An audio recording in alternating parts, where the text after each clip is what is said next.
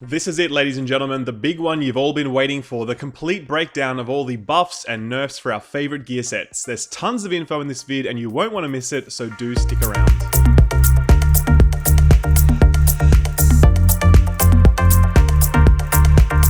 What's up everyone, it's Skill up here. The PTS is now live and we finally get our hands on all of the secrets that Massive have been cooking up for us. There's literally hundreds of changes to cover, and rather than sort of gloss over them, I've decided to go the other end of the spectrum and cover all of the changes in great detail because you know me, I love that detail. So I've actually split up my coverage into a number of videos that you'll see on the screen now. You can click on them as they become available. I'm rolling them out in the next few days. So if they're not there yet, don't worry, they will be soon. You can also click on the description below if you're watching on mobile. And yeah, there they are. Anyway, with that, let's get on with the good stuff. So gear sets, what's the dealio? Well, there are a lot of people out there that feel like the game really went downhill with the introduction of gear sets. And while I don't fully agree with that, there's definitely a lot to be said for the toxic impact that many gear sets had on the game.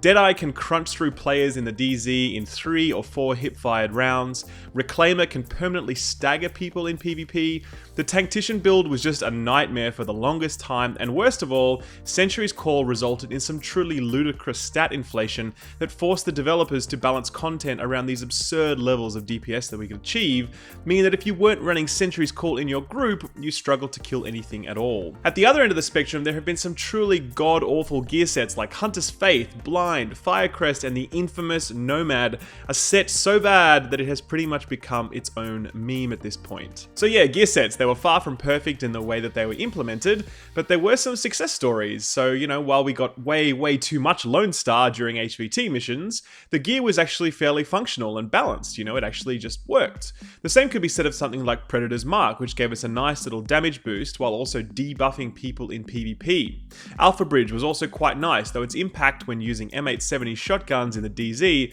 was probably a little on the strong side.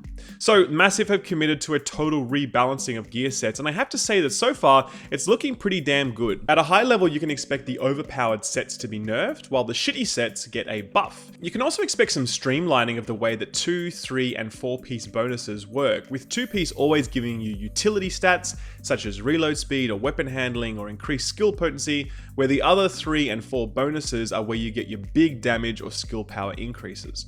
5-piece bonuses have been completely removed altogether. Alright, so let's get into the detail and compare the old gear sets with the new. Just a quick disclaimer, I won't be talking about either Reclaimer or Blind in this video because they're still being redesigned. But do know that Reclaimer has lost its bullshit stagger and its explosive ammo no longer staggers targets, which is really nice for PvP. So, first up, Striker. Striker's battle gear. Right, so Striker had already been hit by a nerf back in the day, pushing some of its power to a 5-piece bonus. Well, it has been nerfed again and nerfed quite hard. It lost its 5-piece bonus altogether, which immediately sees it lose 10% enemy armor damage and 30% critical hit damage.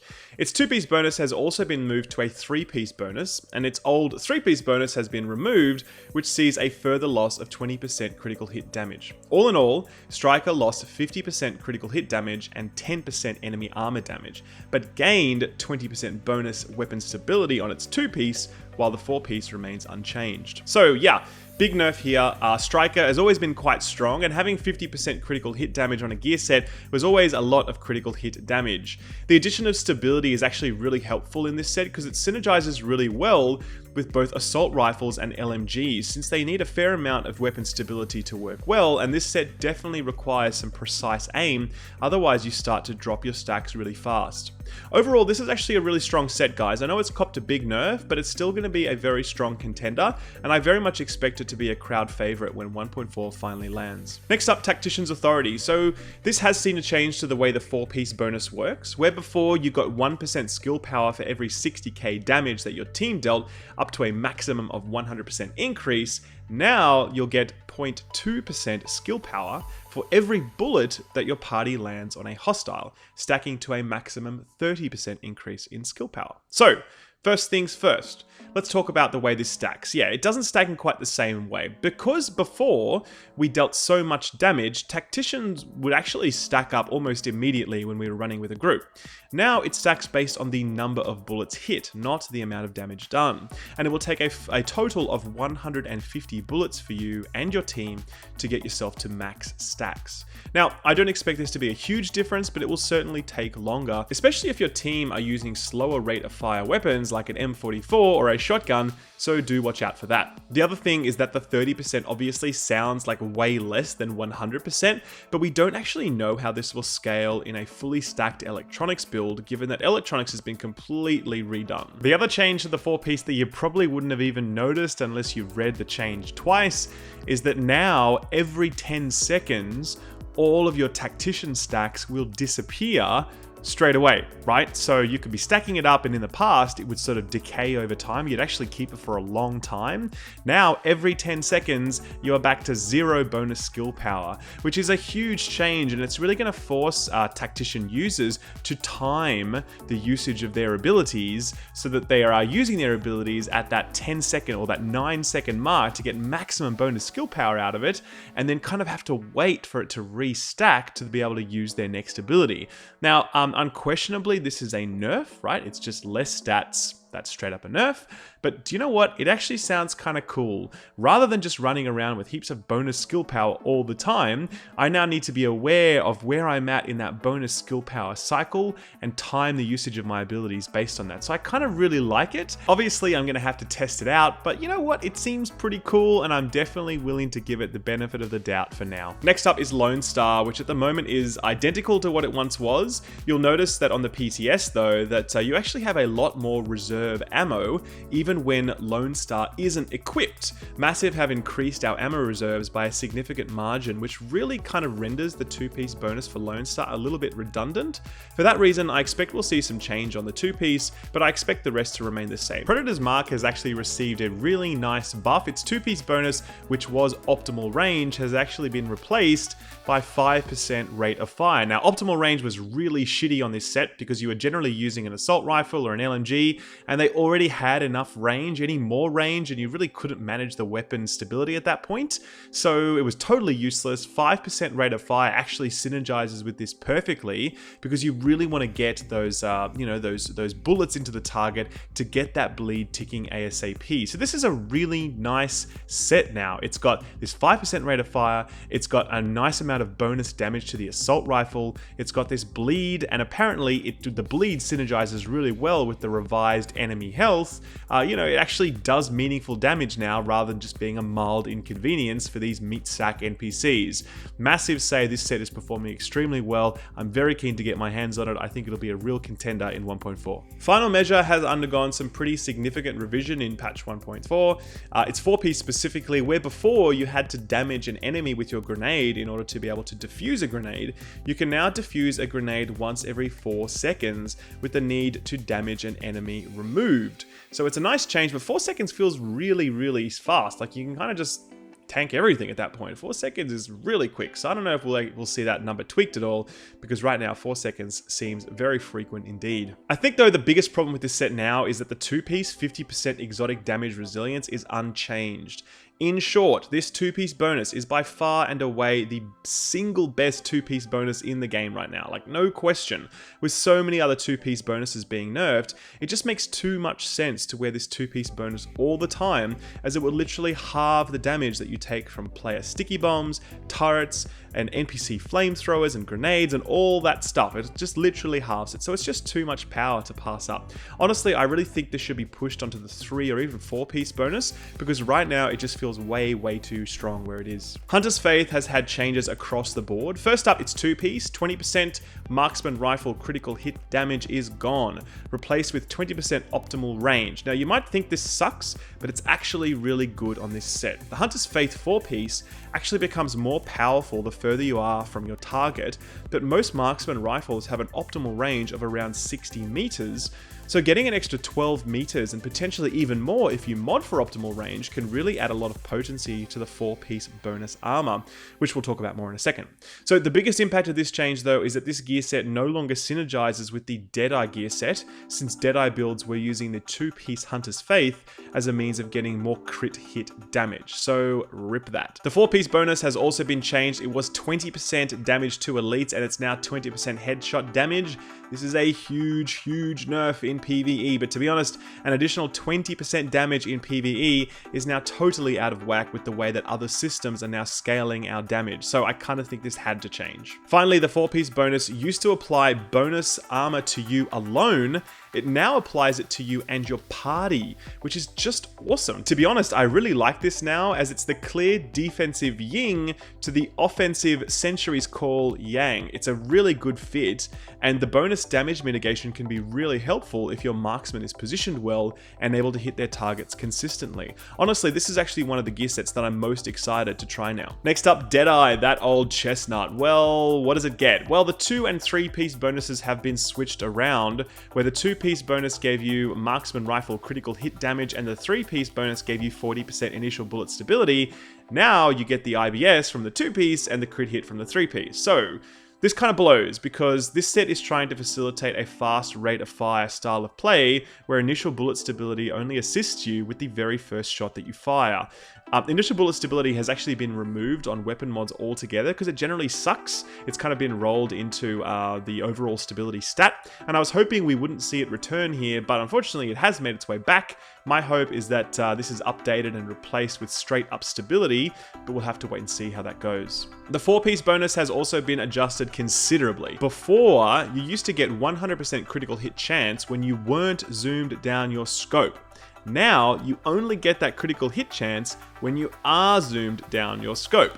So this set will continue to be useless in PvE since you're trading away your headshot damage, but in PvP it's no longer as toxic as it once was. You won't have people just running around and hip firing their way to 3-shot kills with this set. Instead, those people can still deal the same damage, but they need to be aiming down the sights of their marksman rifle and they need to be zoomed in while they're doing it, meaning they actually need to use their weapon as a proper marksman rifle rather than using it as a makeshift shotgun. It's a sound change and one that I think should bring some balance back to the DZ. Now, Firecrest is next, and this is the one that I am most excited about. Before, Firecrest totally sucked, being built entirely around incendiary ammo that did almost no extra damage and didn't last nearly long enough for you to be able to kill your target. So it just really sucked, right?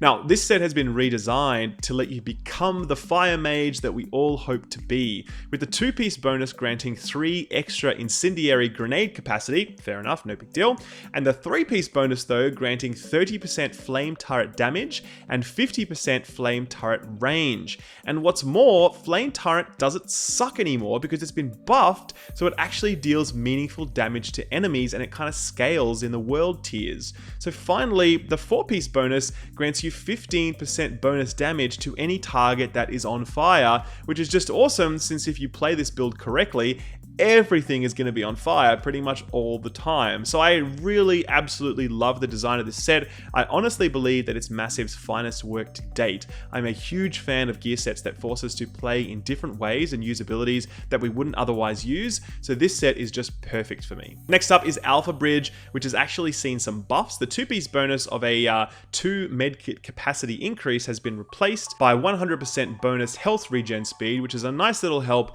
that used to sit on the Alpha Bridge 3-piece. Now the new 3-piece is 5% weapon damage, which doesn't sound particularly sexy, but it's actually statistically one of the highest DPS increasing 3-piece bonuses you can get on any gear set except for the Lone Star, LMG, and Shotgun damage increase. That was a huge sentence, sorry about that one.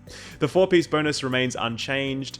The other thing that I'll mention is that the huge increase in base ammo that we now get is also a buff to this set, since this set is obviously very ammo hungry. So overall, Alpha Bridge has actually done really well out of this, even though some of the weapon talents that it has relied on have been nerfed, and we'll talk more about those later on. Alright, so getting down to the business end now, Nomad, the one, the only, the meme, the dream. This set was utter garbage, and now it is like utter awesome. The scavenging bonus is of course gone because scavenging has been removed from the game. Allelujah. Replacing it in the 2-piece slot is 20% health on kill, which was previously the 3-piece bonus. Now, the new 3-piece bonus now administers a small heal over time, which means that you are constantly being healed even when you are in combat, because usually health regen stalls when you are in combat. So this is cool. The 4-piece is unchanged. When you die, you sort of get instantly, healed to full health. But of course, this was only usable before once every 10 minutes, but now it procs once every 4 minutes, which is a huge increase. If you combine this with the new recovery link, which automatically reses you if you are solo, and the healing station, which is also capable of resing you if you're running solo, you kind of have this serious sustain heavy like Lazarus build where you can sort of die all the time and not really care about it because you can just keep resing yourself, So it's going to be really interesting to see how this works and how it sort of ends up being balanced. Looks like crazy times ahead with this build, but look, it just looks really fun, and it's really going to help out solo players because obviously you don't get anyone to res you in solo play. You kind of have to use heal more often than not. So hopefully with all of these things, you don't have to run heal. You can run some other abilities, and you can be a little bit safer while you're running around. So, finally, the one that you've all been waiting for, the great Sentry's Call. Humbled! Watch it fall. Sentry's Call has been nerfed to the ground, where before, its 5-piece bonus was 30% headshot damage, 20% damage to elites, and 52% bonus damage for you and your party. The new Diet Sentry will net you a total of 10% damage to elite, and a total of 15% damage to you or for you and your party. Ouch. So let's talk about Sentry, because I know it's going to piss off a lot of people. It sucks that Massive didn't get this right the first time and build us a gear set that was well tuned, that we could then, farm for, spend hundreds of hours on, tweak it to our satisfaction, and then know it's going to be good for a while. Fact is though, they didn't. They got it wrong, right? And so yeah, it sucks that Massive have to nerf it now, but honestly, it's the only way to do it. This set is so disgustingly broken, it honestly contributed to a very large number of the endgame problems that you are seeing right now with regards to enemy health and scaling. It needs to change. Any set that is almost compulsory for players if they're going to, beat endgame content is clearly overpowered. So I totally sympathize with you guys that farm this. I farmed this. I have a Sentry build that I'm super proud of, and I know that it's not going to be as competitive as it was before, but I'm happy about that because I know it's going to mean that, we're going to get a better game as a result of this change. And I'll also make the point that this is still a damn good set. Pound for pound, this is still the most efficient damage increasing set that you can bring to the table, right? No question. So don't think it's shit. It's still really good. It's just not like utterly god mode like it was before. It's no longer a requirement like it was before, which I think is a really good outcome. So I'd say well done, Massive. And that's it, guys. As I said, I think Massive have done a good job here. These sets are all viable in their own way, and none of them stand out as being horrendously overpowered. I think it's a huge success story given where we've come from with gear sets. And while it would have been nice for Massive to get this all right the first time, it's good that they're getting there in the end. So good job, Massive. I can't wait to start testing this stuff out in more detail on the PTS and when 1.4 finally goes live. So guys, that's it. That's my complete breakdown of the way that gear sets are changing in the division. Overall, I'm really excited about this. This is just cool to see so much great stuff happening and the game being taken in such a great direction. I'm breaking down all of these changes in a lot of detail. You can see the videos on screen here. As they become available, you'll be able to click these links and you'll be able to sort of watch them and also forward this sort of stuff to your friends. Like, let's get people back to the division. Let's get people pumped about what's happening because we want to continue to grow this community. And I really hope that these videos are going to be a good starting point for people to look at and understand how the game has changed and hopefully entice them to come back. Anyway, guys, drop it a like if you liked the video. Don't forget to subscribe if you haven't. And I will see you in patch 1.4. Thanks, guys. Take care. Bye-bye.